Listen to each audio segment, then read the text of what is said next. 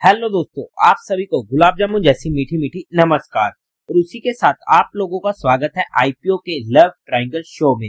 एक और mainline IPO करारो India लेकर आ रहा है अपना जी आईपीओ, जहां पर हम आज इस रिव्यू वीडियो में इस कंपनी का पूरा कच्चा चिट्टा खोलने वाले हैं, बेसिक से लेके एडवांस तक। अगर मैं स्टार्टिंग में इसमें अपने पर्सनल डिसीजन की बात करूं तो एक ऐसा आईपीओ होने वाला है जिसमें मेरा आज के दिन कोई भी फाइनल डिसीजन नहीं है, ना ही मैं इसको अवॉइड वाली कैटेगरी में डाल रहा हूँ, ना ही मैं इसे आज के दिन जज कर रहा हूँ। बिकॉज किस तरीके से रहेंगे एक्सटर्नल फैक्टर, जैसे कि एंकर बुक, जैसे कि मार्केट का मूड माहौल, जैसे कि सब्सक्रिप्शन एंड जैसे कि डिमांड, उन सभी के बेस पर and finally based on my funds किस तरीके से वहां पर अच्छी लिस्टिंग के साथ साथ हमें मिलने की प्रोबेबिलिटी भी अच्छी हो। तो वहां पर उन सभी फैक्टर्स को ध्यान में रखते हुए जो भी फाइनल डिसीजन बनेगा वो मैं आप लोगों को टेलीग्राम चैनल पर अपडेट कर दूंगा।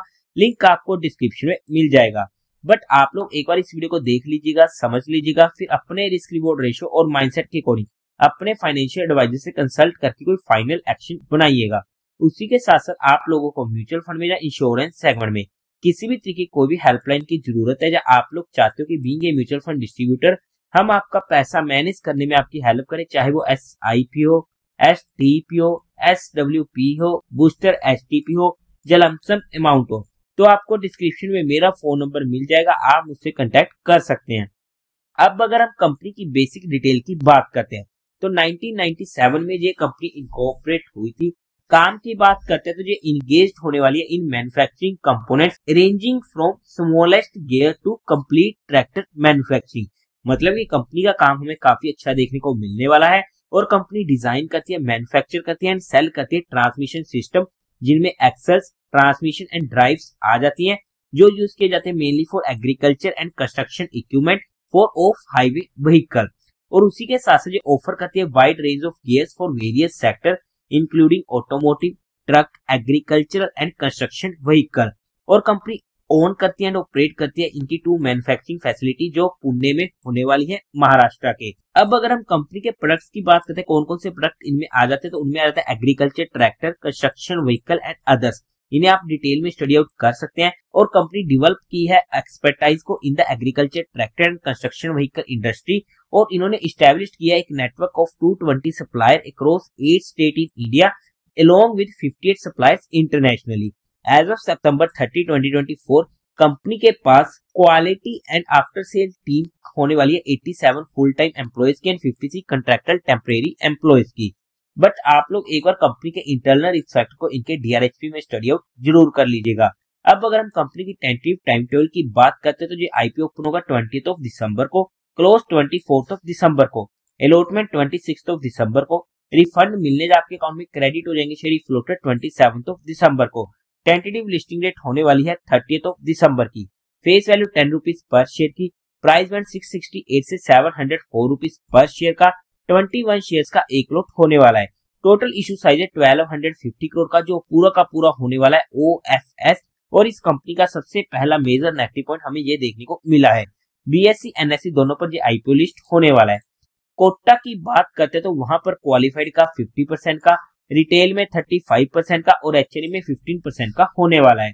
लॉट साइज में रिटेल कैटेगरी में एक लॉट पड़ेगा 21 शेयर्स का, जिसकी अमाउंट पड़ेगी 14,784 रुपीज की। स्मॉल HNI में मिनिमम 40 लॉट्स के लिए अप्लाई करना पड़ेगा, जिसकी अमाउंट पड़ेगी 2,06,976 रुपीज की। बिग HNI में 68 लॉट्स के लिए अप्लाई करना पड़ेगा, जिसकी अमाउंट पड़ेगी 10,05,312 रुपीज की। अब अगर हम कंपनी के प्रमोटर्स की बात करते हैं तो वहां पर Tommaso Carraro, Enrico Carraro, Carraro SPA and Carraro international ऐसी कंपनी के प्रमोटर होने वाले हैं। प्री इश्यू होल्डिंग थी 100% की, जो पोस्ट इश्यू रह जाएगी 68.77% की। अब अगर हम कंपनी के मेन मुद्दे की बात करते हैं, यानी कंपनी के फाइनेंशियल्स की, तो वहां पर सबसे पहले टोटल एसेट 2022 में थे 1012 करोड़ के, जो इंक्रीज होते थे फर्स्ट 2 क्वार्टर ऑफ 2025 तक पहुंच गए 1093 करोड़ के। हल्की फुल्की सी ग्रोथ हमें देखने को मिली है।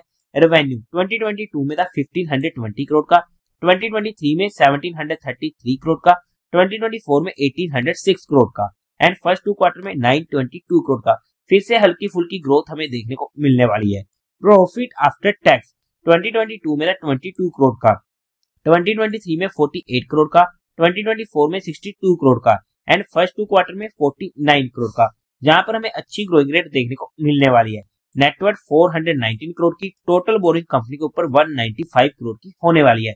ओवरऑल में अगर हम फाइनेंशियल्स की बात करते हैं, असेट एंड रेवेन्यू में इतनी ज्यादा ग्रोथ देखने को नहीं मिली है, बट प्रॉफिट आफ्टर टैक्स में हमें अच्छी ग्रोथ देखने को मिल रही है। बट अगर हम ओवरऑल में फाइनेंशियल्स की बात करते हैं तो ओके ओके से फाइनेंशियल बोल सकते हैं, क्योंकि कंपनी के रेवेन्यू में हमें दिक्कतें देखने को मिल रही हैं।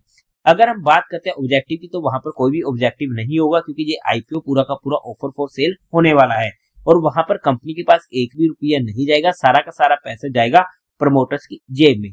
फंडामेंटली बेसिस पर मार्केट कैपिटलाइजेशन होने वाली है 4002 करोड़ की, आरओई 70% का अच्छा है, आरओसी 19% का अच्छा है, डेट टू इक्विटी रेशियो 0.58 का कंफर्टेबल है, रिटर्न ऑन नेटवर्थ 17% का अच्छा है, प्रॉफिट आफ्टर टैक्स मार्जिन 3.5 का काफी ज्यादा कम है, जो हमारे लिए इस कंपनी का अनदर नेगेटिव पॉइंट देखने को मिलने वाला है। ईपीएस प्री आईपीओ 11 की, पोस्ट आईपीओ 17.5 की। पोस्ट आईपीओ तो अच्छा है, बट प्री आईपीओ कम देखने को मिल रहा है। पी प्री आईपीओ 64 की, पोस्ट आईपीओ 40 की। ओवरऑल में अगर हम फंडामेंटली बात करते हैं तो फंडामेंटल हमें अच्छे देखने को मिलने वाले हैं। अब अगर हम बात करते हैं कंपनी के पीयर कंपटीटर्स की, तो वहां पर एस्कॉर्ट कुबोटा जिसका पी है 43 का, स्कैल्फर इंडिया 74 का पी, सोना बीएलडब्ल्यू प्रिसीजन फोर्जिंग 77 का पी, हैप्पी फोर्जिंग 47 का पी, एक्शन कंस्ट्रक्शन 50 का पी, रामकृष्णा फोर्जिंग 42 का पी। अब अगर हम इसके जीएमपी की बात करते हैं तो आज के टाइम पर इसका कोई भी काम हमें ग्रे मार्केट में होते हुए देखने को नहीं मिल रहा है, बट अगर एक अच्छी एंकर बुक आ जाती है तब हमें यहाँ पर एक अच्छा मूव भी देखने को मिल सकता है ग्रे मार्केट में। बट अगर हम वैल्यूएशन वाइज बात करते हैं तो बेस्ड ऑन रिसेंट अर्निंग्स, उसके बेस पर कंपनी हैवीली डिमांड कर रही है अपनी वैल्यूएशन की और ये आईपीओ महंगा लाने की कोशिश कर रही है। बट किस तरीके से रहेंगे सारे एक्सटर्नल फैक्टर, उसी के बेस पर जो भी फाइनल डिसीजन होगा वो मैं अपडेट कर दूंगा।